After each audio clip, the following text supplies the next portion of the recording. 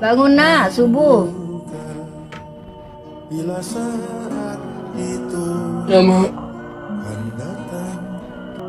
Syukur deh, Civo udah lama banget nggak.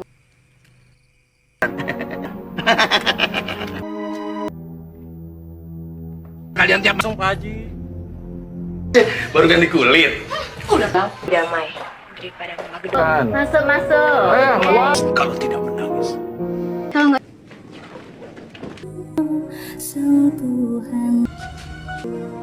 Ini nggak Ujungnya tak. Nanti mau usaha aja, Pak. Jangan ada coba berani untuk menyembunyikan malu. Kenapa jangan? Ya, Ya?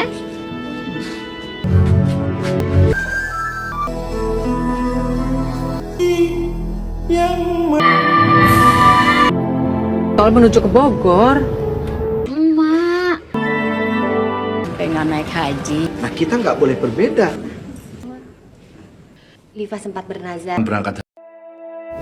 Assalamualaikum warahmatullahi wabarakatuh. Selamat berjumpa kembali sahabat Dewa Wisata. Terima kasih sebesar-besarnya untuk kalian, para penonton setia yang selalu hadir dan mendukung channel ini. Dan untuk sahabat yang baru bergabung, selamat datang di channel Dewa Wisata, tempat di mana cerita perjalanan, inspirasi, dan keindahan wisata Nusantara hingga dunia kami sajikan untuk Anda. Dan jangan lupa untuk tekan tombol like, share ke sahabat terbaikmu, subscribe, dan aktifkan notifikasi supaya tidak ketinggalan konten-konten pilihan dari Dewa Wisata. Terima kasih untuk seluruh penonton yang sudah berlangganan channel Dewa Wisata. Dan bagi sahabat yang belum, yuk tekan tombol gabung sekarang juga, nikmati fasilitas istimewa, dan pastikan kamu selalu jadi yang pertama menikmati konten-konten terbaik kami.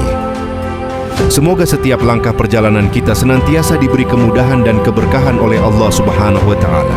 Amin ya Rabbal Alamin. Dewa Wisata, menjelajah keindahan, menyatu dengan wisata.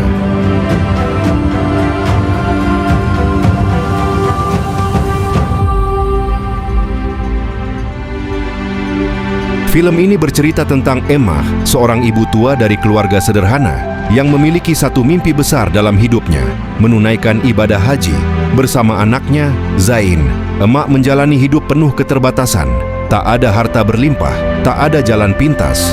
Yang ada hanya doa, kesabaran, dan keyakinan bahwa Allah Maha mendengar.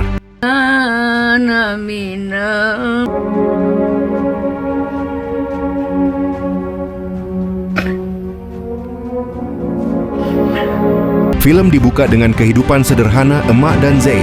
Emak digambarkan sebagai ibu tua yang hidup apa adanya, bekerja kecil-kecilan, dan rajin beribadah. Setiap hari, Emak menabung sedikit demi sedikit, bukan untuk dunia, melainkan untuk satu tujuan, naik haji. Zain, anak semata wayangnya, hidup dalam kondisi ekonomi yang pas-pasan. Ia berjualan lukisan keliling, berusaha bertahan di kerasnya hidup kota. Hubungan mereka sangat dekat, penuh cinta, namun juga dipenuhi beban hidup yang berat.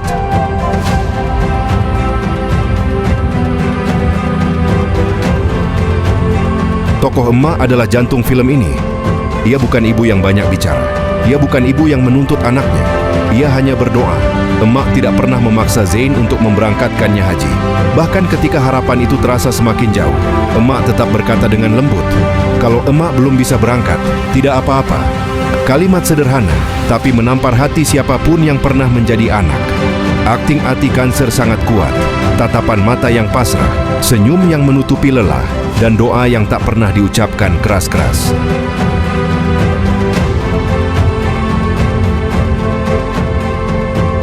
Zain bukan anak durhaka. Ia mencintai emaknya, namun hidup tidak selalu berpihak padanya. Zain bergulat dengan kemiskinan, kegagalan, dan luka masa lalu. Ia ingin membahagiakan emak, tapi sering merasa tidak cukup mampu. Disinilah film ini terasa sangat nyata. Banyak anak yang ingin membahagiakan orang tuanya, tapi terjebak oleh keadaan.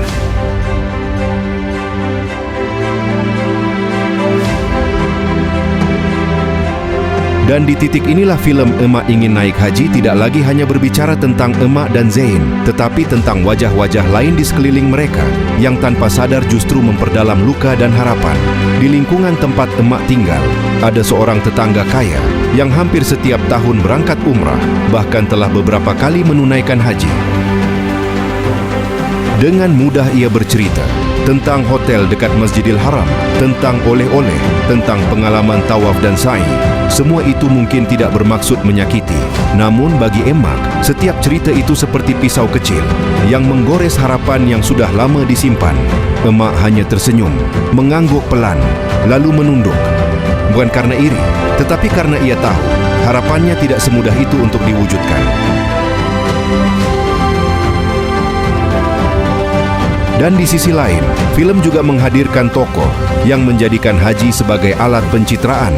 Ada orang yang berbicara tentang haji di depan banyak orang, menggunakannya sebagai simbol kesalehan, bahkan sebagai modal sosial dan politik. Mereka bicara lantang, mereka tampil percaya diri, mereka dihormati. Namun di antara semua itu, kita melihat satu kontras yang sunyi.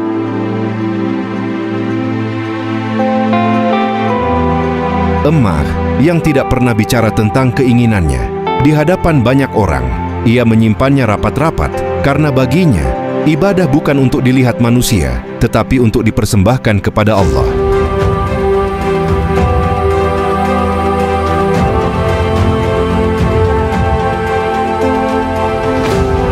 Kan di malam itu, setelah mendengar percakapan-percakapan itu, setelah melihat dunia yang terasa tidak adil, Emak kembali ke rumahnya, rumah kecil, lampu redup, sunyi. Tidak ada tetangga, tidak ada saksi, tidak ada panggung, hanya Emak dan Tuhan.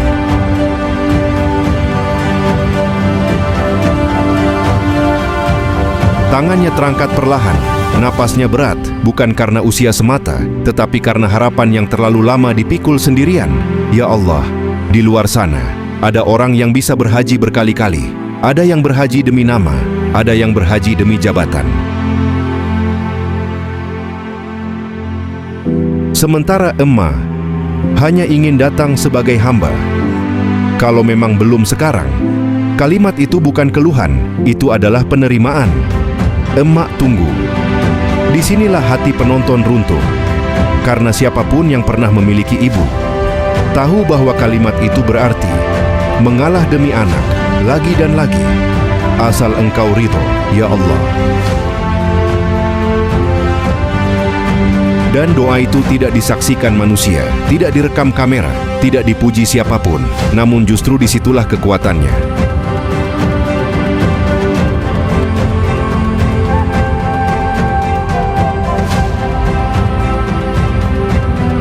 Dan pada saat yang sama, kita melihat tokoh-tokoh lain dalam film ini terus berjalan dengan urusan mereka masing-masing, yang sibuk membanggakan ibadah, yang sibuk mengejar pengaruh, yang sibuk membuktikan diri di hadapan manusia. Sementara satu doa paling jujur lahir dalam kesunyian. Di titik ini, film seakan bertanya kepada kita, siapa sebenarnya yang paling dekat dengan Tuhan? Mereka yang bicara keras tentang ibadah, atau mereka yang memendamnya dalam diam? Sejak doa itu dipanjatkan, cerita mulai berubah arah. Bukan karena dunia tiba-tiba adil, tetapi karena langit telah mendengar. Dan kita pun diingatkan bahwa doa paling kuat tidak selalu datang dari suara paling lantang, melainkan dari hati paling ikhlas, yang tidak pernah berhenti berharap.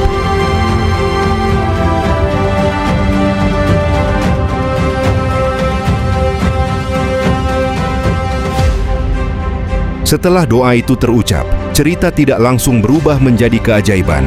Justru disinilah ujian Zain dimulai paling berat. Zain melihat emaknya setiap hari, semakin lelah, semakin diam, dan semakin sering tersenyum untuk menyembunyikan rasa sakit. Dan setiap senyum itu menjadi beban yang tak sanggup lagi ia pikul. Zain mulai mempertanyakan dirinya sendiri.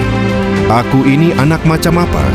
Ia ingin menjadi anak yang mampu, tetapi hidup terus mengajarinya betapa kerasnya dunia bagi orang kecil.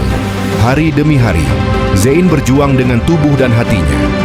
Berkeliling menawarkan lukisan, menahan malu saat ditolak, menelan gengsi ketika harus meminta bantuan, di jalanan, di bawah terik matahari, dan di antara tatapan orang-orang yang tak peduli, Zain tetap melangkah. Karena kali ini, yang ia kejar bukan mimpi pribadinya, melainkan doa seorang ibu.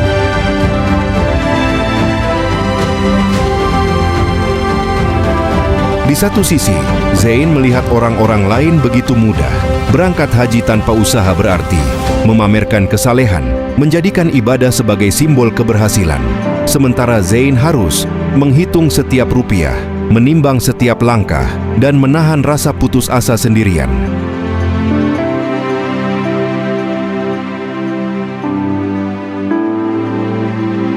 Dan di titik ini, Zain hampir menyerah. Bukan karena ia tidak cinta, tetapi karena takut mengecewakan emaknya lebih lama lagi. Namun setiap kali niatnya goyah, bayangan emak kembali hadir. Doa yang sunyi, wajah yang ikhlas, dan kalimat yang terus terngiang. Kalau belum sekarang, emak tunggu. Kalimat itu bukan pembebasan, tetapi pengikat paling kuat.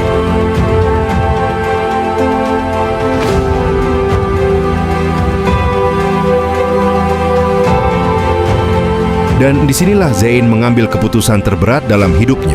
Ia memilih untuk tidak lari, tidak mengeluh, tidak menyalahkan siapapun. Ia memilih bertahan. Langkahnya mungkin tertatih, hasilnya mungkin belum pasti, tetapi niatnya sudah bulat. Karena bagi Zain, jika ia gagal sebagai manusia, ia tidak ingin gagal sebagai anak.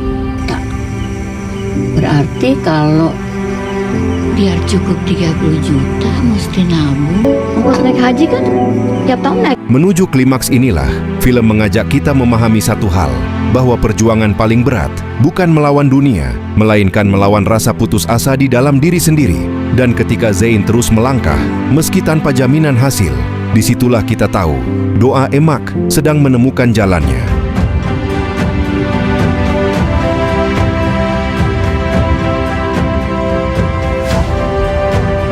Dan pada akhirnya film ini membawa kita ke satu pertanyaan besar. Apakah doa emak benar-benar terjawab? Setelah seluruh perjuangan Zain, setelah peluh, luka batin, dan rasa hampir menyerah, datanglah titik yang paling menentukan. Zain akhirnya berhasil mengumpulkan biaya untuk memberangkatkan emaknya naik haji. Bukan dengan cara instan, bukan karena keajaiban tiba-tiba, melainkan karena perjuangan panjang, pengorbanan, dan keteguhan hati. Banyak penonton bertanya, dari mana sebenarnya uang itu berasal?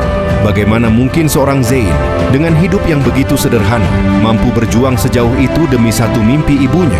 Jawabannya tidak indah, tidak instan, dan tidak mudah. Zain bukan orang kaya. Ia tidak memiliki pekerjaan tetap. Ia hanya seorang penjual lukisan keliling yang setiap hari berjalan dari satu tempat ke tempat lain, menawarkan karyanya dengan harapan ada satu orang saja yang bersedia membeli. Seringkali, lukisan itu hanya dilihat sepintas, ditawar terlalu rendah, bahkan ditolak tanpa alasan. Namun Zain tetap berjalan. Di bawah terik matahari, di tengah tatapan orang-orang yang tak peduli, ia menelan rasa malu, mengalahkan gengsi, dan mengumpulkan uang receh demi uang receh. Tidak ada bantuan mendadak, tidak ada donatur misterius, tidak ada jalan pintas. Zain tidak berutang besar, tidak memanfaatkan belas kasihan, dan tidak menjual niat sucinya. Semua yang ia kumpulkan adalah hasil dari kerja keras, kesabaran, dan waktu yang panjang. Setiap rupiah itu bukan sekadar uang. Ia adalah peluh, ia adalah penolakan, ia adalah luka batin yang tidak pernah diceritakan kepada emaknya. Dan di setiap langkahnya yang membuat Zain terus bertahan, bukanlah harapan akan hasil, melainkan satu bayangan yang terus menguatkannya.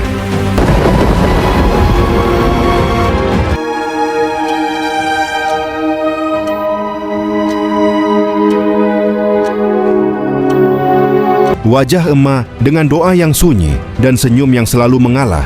Zain tahu ia mungkin gagal sebagai manusia, tetapi ia tidak ingin gagal sebagai anak.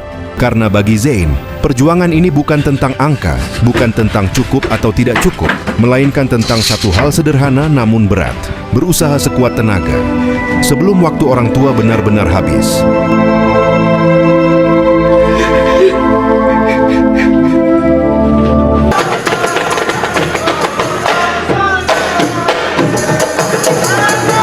Setelah semua air mata itu jatuh, setelah perjalanan emak dan perjuangan Zain kita saksikan, film ini tidak meninggalkan kita dengan jawaban, melainkan dengan pertanyaan paling jujur tentang hidup. Film Emak Ingin Naik Haji mengajarkan bahwa orang tua tidak pernah menuntut banyak hal dari anaknya. Mereka hanya berharap dalam diam, sambil terus mendoakan, meski seringkali doa itu tidak pernah kita dengar. Emak tidak marah ketika mimpinya tertunda, tidak kecewa ketika keinginannya belum terwujud. Ia justru mengajarkan arti ikhlas yang sesungguhnya. Di saat banyak manusia beribadah untuk dilihat dan diakui, emak memilih beribadah dalam kesunyian. Film ini menegur kita dengan sangat halus bahwa kesalehan sejati tidak selalu berdiri di depan banyak orang, tetapi seringkali bersembunyi di sudut rumah yang sederhana.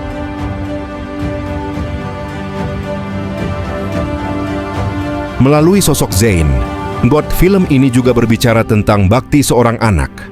Zain tidak sempurna, ia sering gagal, ia sering merasa tidak mampu, namun ia tidak pernah berhenti berusaha. Dan dari Zain, kita belajar satu hal penting, bahwa berbakti kepada orang tua bukan soal seberapa besar hasil yang kita berikan, tetapi seberapa besar usaha dan keikhlasan kita berjuang. Tidak semua anak mampu membahagiakan orang tuanya dengan harta dan keberhasilan, tetapi setiap anak selalu punya satu pilihan, hadir dan berusaha. Film ini juga mengajarkan kita tentang cara Allah mengabulkan doa. Tidak semua doa dijawab dengan apa yang kita inginkan. Tidak semua harapan datang dalam bentuk yang kita bayangkan. Namun film ini mengingatkan kita bahwa doa yang ikhlas tidak pernah ditolak, hanya dialihkan menuju bentuk yang lebih baik menurut Allah. Emak mungkin tidak sampai ke tanah suci, tetapi ia sampai pada sesuatu yang jauh lebih agung, ridho Allah Subhanahu wa Ta'ala. Dan pada akhirnya, pesan film ini menampar kita dengan lembut namun dalam. Jangan menunggu mampu untuk berbuat baik kepada orang tua. Jangan menunggu sukses untuk menghadirkan kebahagiaan bagi mereka, karena waktu mereka tidak pernah menunggu kesiapan kita. Jika hari ini orang tua kita masih ada, peluklah mereka, dengarkan cerita mereka, dan jangan pernah lelah untuk mendoakan mereka. Karena bisa jadi, doa yang hari ini kita abaikan adalah doa yang suatu hari nanti paling kita rindukan. Udah kuburin deh. Ya, sini Aisyah aja yang kubur. Ya udah. Kasian si Burik. Setelah menyelami kisah emak dan perjuangan Zain, film ini seolah mengajak kita untuk berhenti sejenak dan menoleh ke satu hal yang sering luput dari perhatian, tempat-tempat sunyi yang menjadi saksi doa mereka. Film Emak Ingin Naik Haji, yang diadaptasi dari novel karya Asma Nadia, tidak memilih lokasi secara kebetulan. Lokasi syutingnya dipilih dengan penuh makna, seolah ingin mengatakan bahwa keindahan alam adalah bagian dari bahasa doa. Dan berikut beberapa lokasi syuting film Emak Ingin Naik Haji yang layak dijadikan referensi tujuan wisata Anda.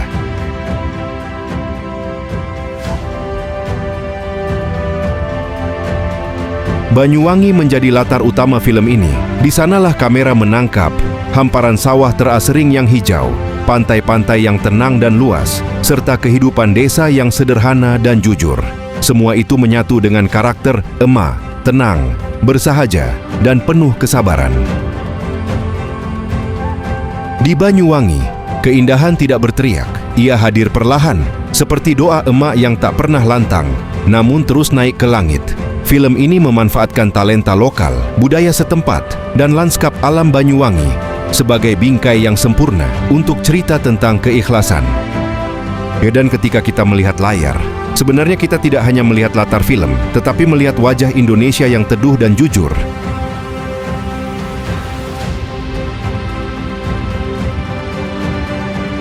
Selain Banyuwangi, beberapa adegan penting juga diambil di Jakarta. Salah satunya di Danau Persari, Jagakarsa, Jakarta Selatan. Disinilah film memperlihatkan kontras yang kuat, hiruk-pikuk kota, kehidupan yang sibuk, dan ruang-ruang kecil tempat manusia masih bisa menunduk dan merenung. Danau Persari tampil sebagai ruang jeda, tempat cerita bergerak, dan emosi bertumbuh. Di tengah kota yang ramai, film ini menemukan kesunyian batin, seolah ingin mengingatkan kita bahwa doa bisa lahir di mana saja, bahkan di tengah kota besar.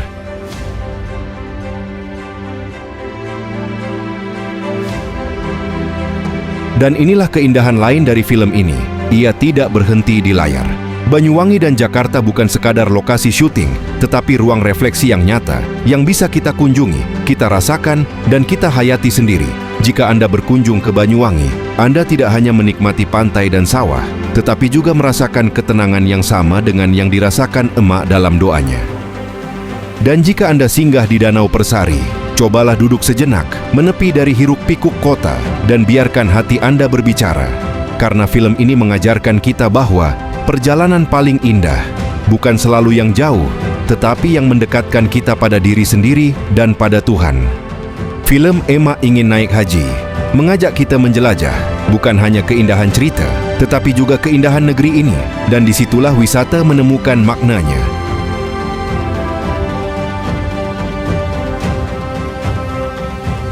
Di akhir perjalanan cerita ini, film Emak Ingin Naik Haji meninggalkan satu pesan yang sangat dalam. Teruslah menjadi anak yang terbaik untuk orang tua kita. Selagi mereka masih ada, tidak semua dari kita mampu memberi banyak hal. Tetapi setiap dari kita selalu bisa hadir, berusaha, dan mendoakan. Karena bagi orang tua, itulah kebahagiaan yang paling sederhana dan paling berarti. Dan jika kisah ini menyentuh hati Anda, kami mengajak Anda untuk menonton langsung film Emak Ingin Naik Haji, agar setiap emosi, doa, dan pesan yang disampaikan bisa Anda rasakan secara utuh.